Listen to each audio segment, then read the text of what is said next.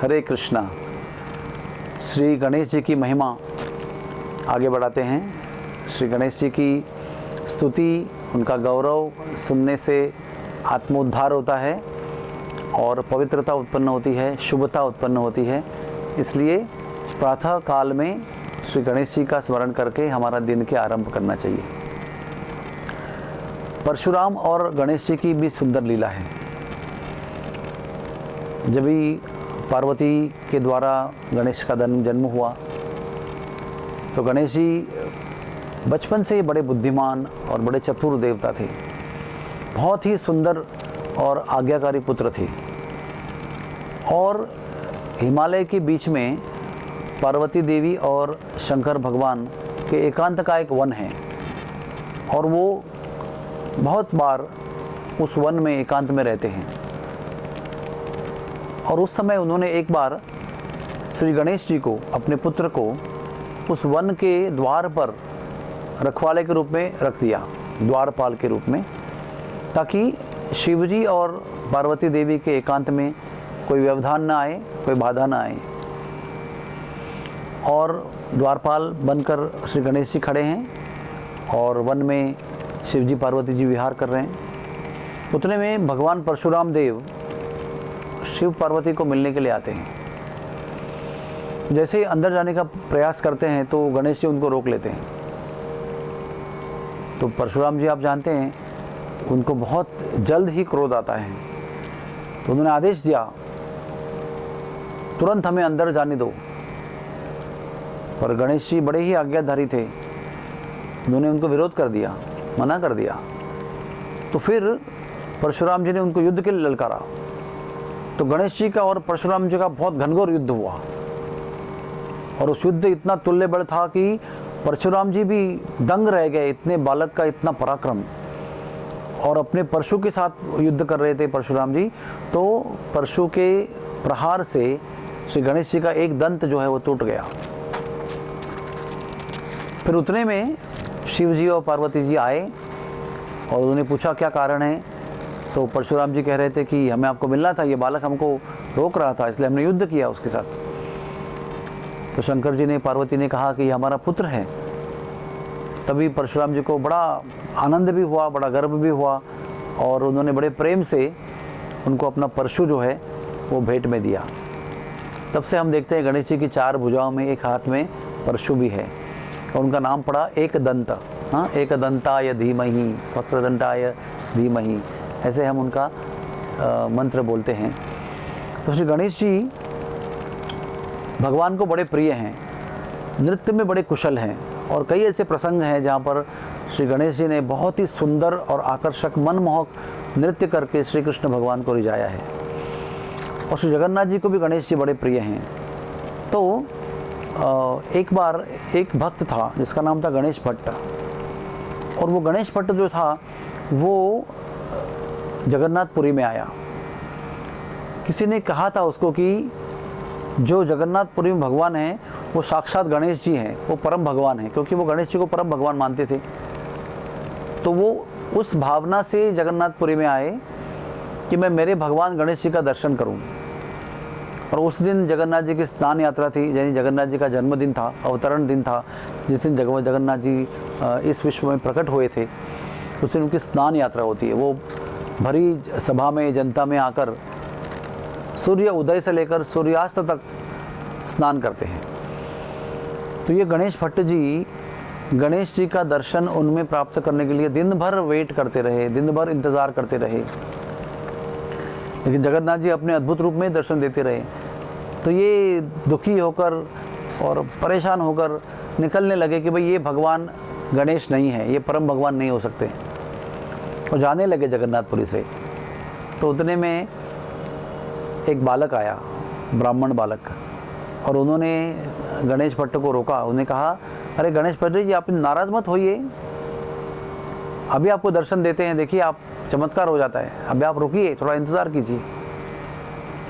तो उसकी मधुर वाणी सुनकर बड़े मोहित हो गए गणेश भट्ट जी और रुक गए और वापस मंदिर में गए जगन्नाथ जी के। तो जैसे ही जगन्नाथ जी के मंदिर में प्रवेश किया, उस समय श्री बलदेव जी सफ़ेद हाथी के रूप में और जगन्नाथ जी सांवले हाथी के रूप में वहाँ पर दर्शन दे रहे थे। यानी जगन्नाथ जी की सूंड निकली थी, बड़े बड़े कान निकले थे, और बलदेव जी के बड़े बड़े सफ़ेद कान निकले थे और सफ़ेद सूंड निकली थी, और बहुत ही मनोहारी दृश्य वहाँ पर प्रस्तुत था। तो इस तरह से फिर गणेश भट्ट जी को ये विश्वास हुआ कि श्री गणेश जी में और श्री जगन्नाथ जी में कोई अंतर नहीं है। इसलिए आज भी उस कथा के अनुसार हर ज्येष्ठ पूर्णिमा के दिन शाम को श्री जगन्नाथ जी गजवेश धारण करते हैं, बलदेव जी और जगन्नाथ जी। तो ऐसे ये गणेश जी बहुत ही विशेष देवता हैं। उनको ओंकार स्वरूप भी माना गया है। उनका स्थान वेदों में इतना महत्वपूर्ण है कि कोई भी पवित्र कार्य इनकी पूजा के बिना संपन्न नहीं हो सकता है।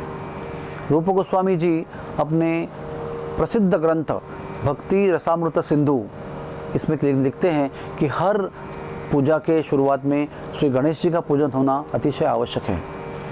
इसलिए हम सब लोग जो पुरोहित हैं, जो यज्ञ करते हैं, अग्निहोत्र करते हैं, हम सब भी यज्ञ करने के आरंभ में श्री गणेश जी, श्री पार्वती जी और श्री शंकर जी को आह्वान करते हैं। वो जो बीड़ा का पान होता है और सुपारी होती है, उसको कुंकुमार्चन करके आवाहन के मंत्र बोलते हैं, उनको आह्वान करते हैं, उनका पूजन करते हैं, और उसके बाद में ही जो विशिष्ट यज्ञ हमें करना है उस यज्ञ को हम संपन्न करते हैं। गणेश जी की 4 भुजाएं हैं और गणेश जी को लाल रंग के फूल बड़े पसंद हैं, मोदक उन्हें बहुत पसंद है, और दुर्वा जो होता है ना, दरबांकुर जिसको कहते हैं, ये गणेश जी की प्रिय वस्तुएं हैं। इसलिए गणेश जी की पूजा में हमेशा लाल रंग के फूल, दुर्वा और मोदक, चाहे वो चावल का और मिठाई का हो या चाहे पेड़े का मोदक हो, लेकिन मोदक उन्हें बहुत पसंद है। तो हम देखेंगे कि गणेश चतुर्थी के दिन में ये सब विधियां की जाती हैं, उनको प्रतिष्ठापना की जाती है और उनका पूजन किया जाता है। उसमें 21 मोदक या 51 मोदक या 108 मोदक उनको अर्पण किए जाते हैं। अधिकतर 21 मोदक का संकल्प होता है। और गणपति की विशेषता यह है कि इनका पूजन जो होता है वो प्रतिष्ठापना वो चलायमान होती है, यानी कुछ समय के लिए होती है। जो गणेश जी का प्रतिष्ठापना चिरंतन रूप में की जाती है, उनकी सुंड जो है वो बाएं तरफ होती है। जैसे हमारे अष्टविनायक हैं, हमारे सिद्धि विनायक हैं, इनका स्वरूप अलग है, इनका विसर्जन नहीं होता है। लेकिन जो गणेश चतुर्थी के दिन में हम गणेश जी की विग्रह को लाते हैं और प्रतिष्ठापना करते हैं, वो कुछ दिनों की प्रतिष्ठापना है, क्योंकि 14वें दिन जब भी 11वें दिन जब भी अनंत चतुर्दशी का दिन आता है तो उस दिन इनका विसर्जन किया जाता है।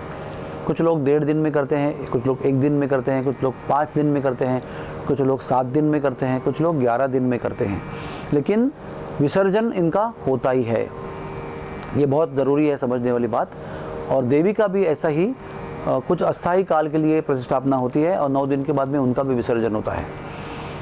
तो गणेश जी का तत्व जो है, हम लोग सब लोग हमारे किसी भी कार्य के शुरुआत में कहते हैं वक्रतुंड महाकाय सूर्यकोटि समप्रभ निर्विघ्नं कुरुते देव सर्व कार्येषु सर्वदा। वक्रतुंड यानी उनका मुख जो है वो उनको वक्रतुंड कहा गया है। महाकाय, उनका शरीर बहुत दीर्घ है, खास करके लंबोदर, उनका जो उदर है बहुत लंबा है और दीर्घ है। सूर्यकोटि समप्रभ, कोटि सूर्यों के समान इनका तेज है, इनकी प्रभा है। और निर्विघ्नं कुरुते देव, हे देव, हे गणेश देव, हमारे कार्य को आप निर्विघ्न कीजिए। सर्व कार्येषु सर्वदा, हम जो भी कार्य करेंगे, जो भी पवित्र कार्य करेंगे, सर्वदा नित्य काल के लिए, हमेशा के लिए आप उन्हें पवित्र कीजिए और विघ्नों से मुक्त कीजिए। ये श्लोक बहुत महत्वपूर्ण है, क्योंकि हमारा जो भौतिक जीवन है वो अनंत विघ्नों से भरा हुआ है। परम भगवान, परात्पर परम ब्रह्म भगवान कृष्ण को भूलकर जब भी जीव यहाँ जन्म लेता है तो वो जन्म, मृत्यु, बीमारी, बुढ़ापा आदि दैविक क्लेश, आदि भौतिक क्लेश, आदि आत्मिक क्लेश, 3 प्रकार के क्लेश, 4 प्रकार के मूलभूत कष्ट को प्राप्त करता है। और ये जन्म, मृत्यु, जरा, व्याधि और ये 3 ताप के अलावा भी बीच में बहुत संकट आते रहते हैं। कभी एक्सीडेंट होता है, महामारी आती है, कभी अतिवर्षा होती है, कभी अकाल पड़ता है। बहुत प्रकार के सर्वतोपरि यानी सबके लिए लागू ऐसे विघ्न आते हैं और विशिष्ट किसी व्यक्ति के लिए उसके कर्मों के अनुसार विघ्न आते हैं। और हमारी जो आत्मा की प्रगति भगवान की ओर होनी चाहिए, भगवान जो हमारे जीवन का लक्ष्य है, उनकी प्राप्ति के मार्ग में जो अनंत विघ्न आते हैं, वो सब विघ्न जो है वो नष्ट करने की शक्ति गणेश जी में है। गणेश जी को विशिष्ट रूप में प्रदान की गई है शक्ति।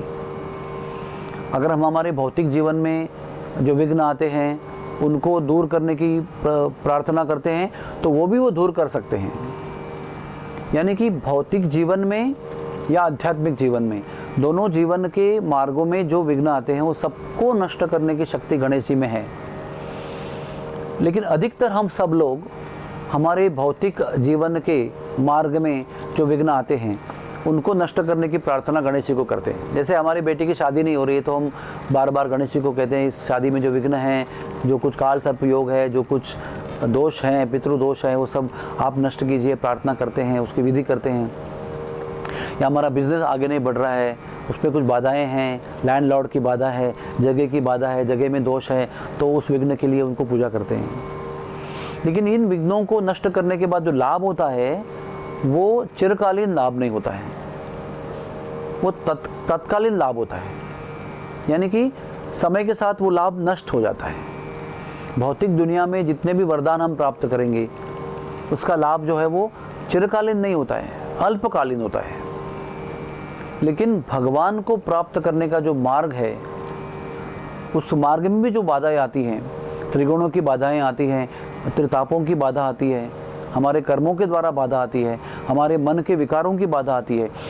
इन विकारों को नष्ट करने के लिए जब हम गणेश जी को पुकारेंगे तो गणेश जी वे विघ्न भी नष्ट करेंगे। तो बुद्धिमान व्यक्ति जो है वो श्री गणेश जी के पास जाकर उन विघ्नों को हरने के लिए प्रार्थना करेगा जो उनके परम कल्याण के मार्ग में बाधाएं बनकर खड़े हैं। और श्री गणेश जी बड़े ही आतुर हैं उन भक्तों के जीवन में, उनके लक्ष्य प्राप्ति के मार्ग में जो विघ्न आते हैं उनको नष्ट करने के लिए गणेश जी बहुत आतुर रहते हैं।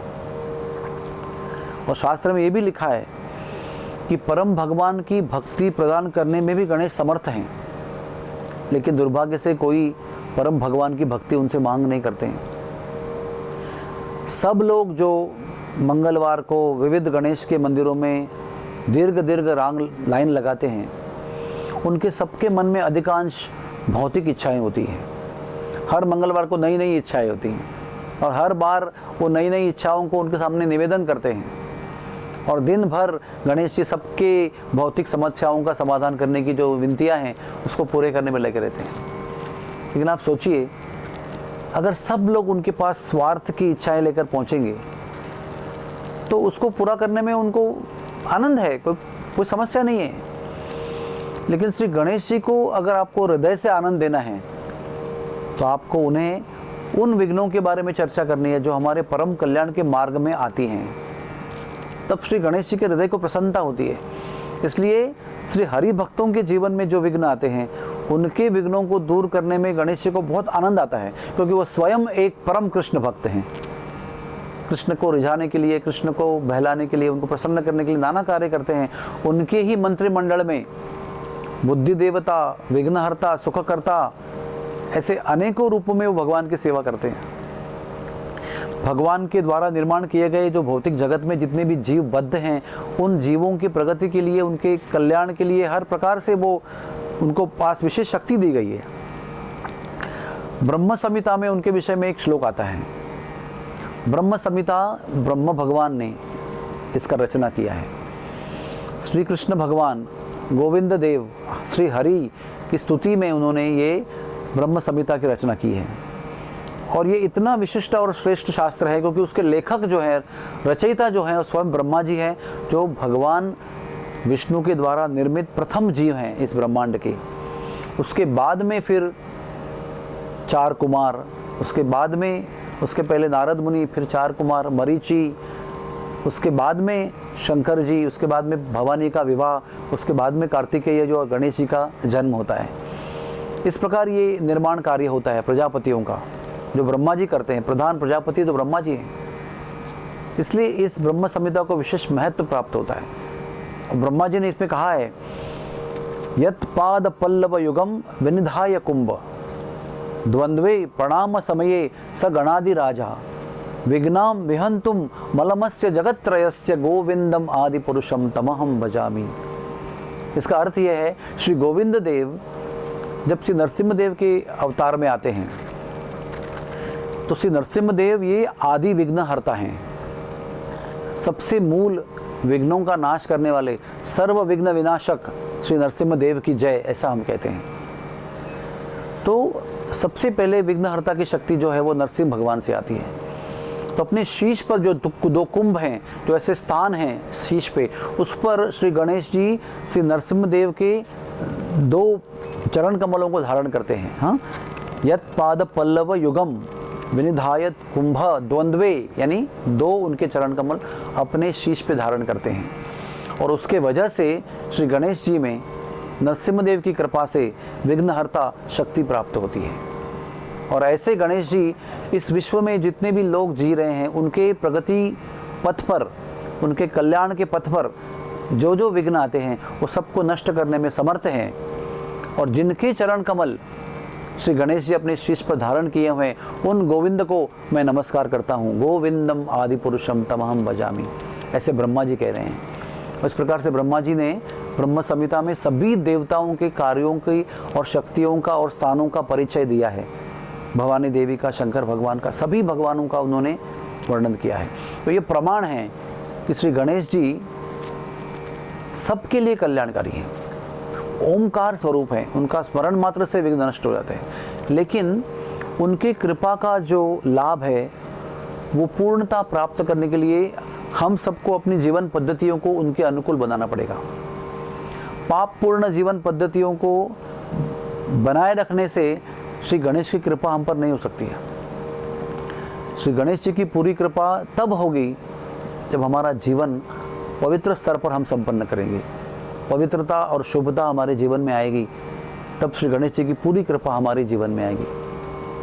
इसलिए सब मंदिरों में श्री गणेश जी को दर्शन किए बिना अंदर प्रवेश नहीं होता है। श्री गणेश जी का दर्शन इतना शुभ माना गया है कि श्री गणेश जी को दर्शन करने से ही हम श्री हरि के दर्शन करने के योग्य हो जाते हैं।